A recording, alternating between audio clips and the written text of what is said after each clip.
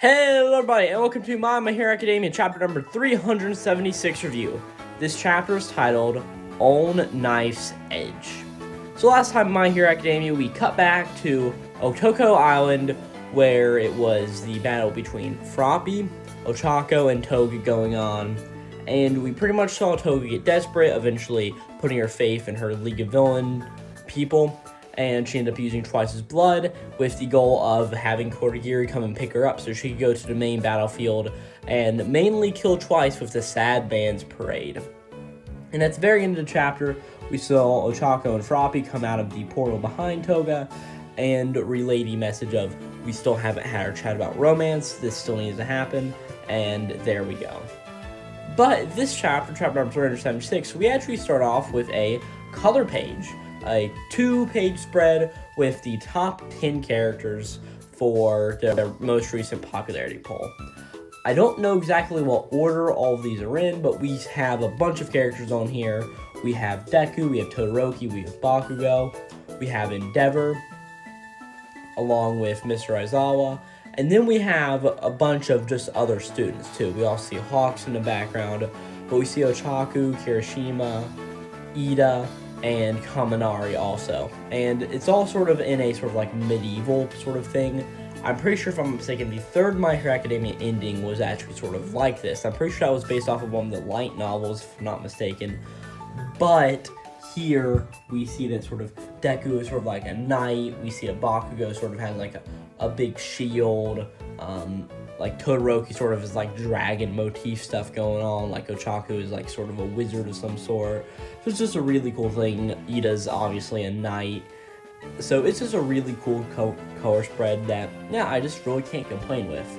But we start off the chapter proper with Ochako and Froppy falling down to the forest, which is on complete fire due to Adabi. And we see Ochaku sort of thinking, we still haven't had our chat about romance, the same thing that happened last time.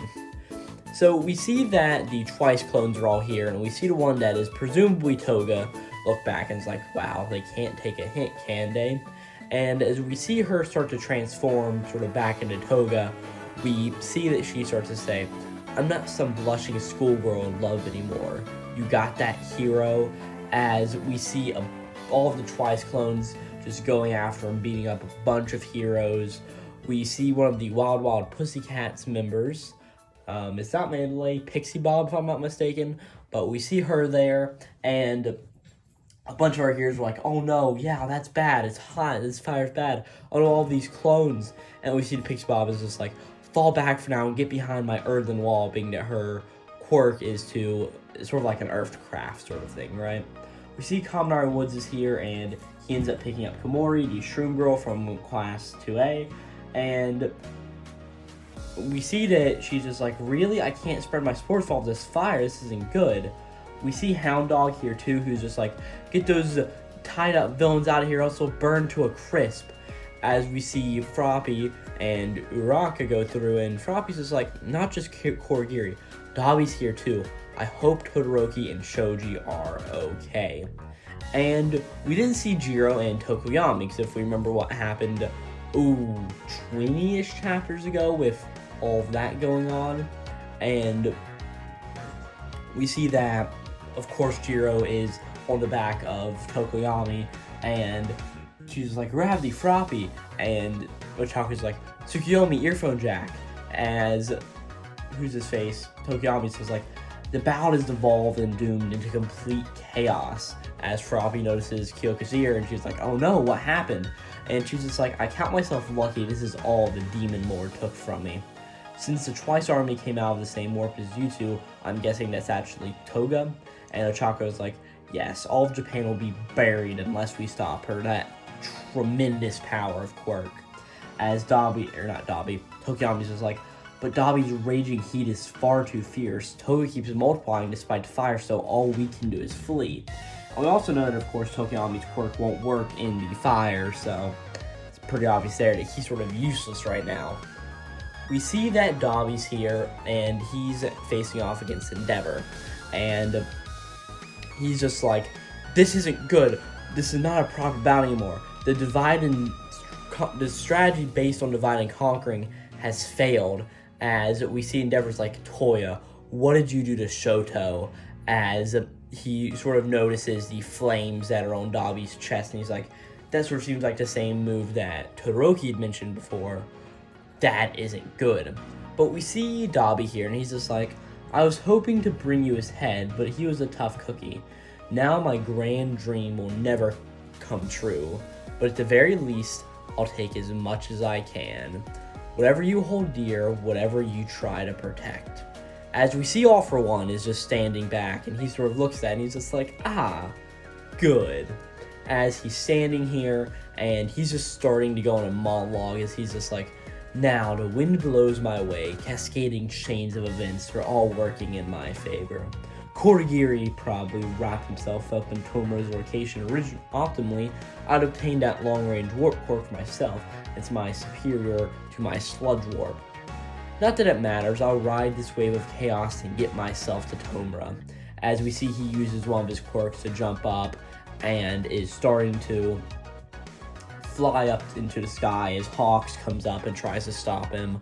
All For One makes a quick note of, oh Hawks, you should face up to Bubabiwara's dying wish, as Hawks is just like, we know that rewind effect puts you on a timer, but you sure seem to be in a hurry, pal. What, don't you want to have faith in Shigaraki in that perfect body of yours? As All For One says, so discreeting. In the truest sense, that body is not yet complete. There's a reason why this version of me is still essential. As we see that Hawks is like, Endeavor! The divide and conquer plan is a bust. Our allies can't battle easily in this nasty heat. If we fall here, the villains are going to converge on Deku and Tomura. Please put a stop to Toya. And we go back up because, of course, Hawks yelled this, and All For One is just like, such cruel command, that fate of a one-armed, half-conscious fellow.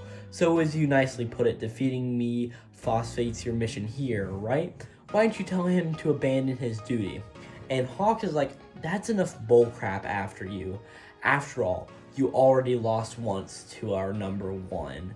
As he's just like splitting hairs, I see.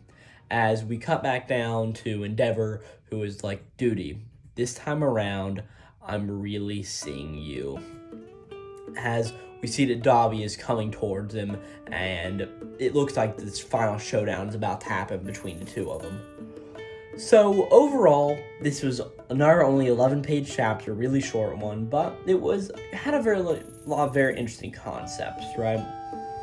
Pretty much have a few members from Class 1A meeting up together, and just word on how bad this war is really getting, along with the idea here that Hawks understands Endeavor, and we also see that Endeavor is truly trying to repent, as he's just like, this time around, I'm really seeing you, Toya, as that's the end of the chapter. Again, this really all depends on if you like this chapter, if you like All For One, and to be honest, his design is okay, and it's a villain, he's sort of bad, but it's an alright chapter, just sort of showing Endeavor's conviction again after what has happened these previous times as we've gotten to know Endeavor over the series.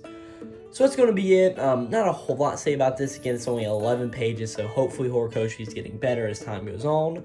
And with that, I'll talk to you next time, and it's going to be Glowplasma231 out.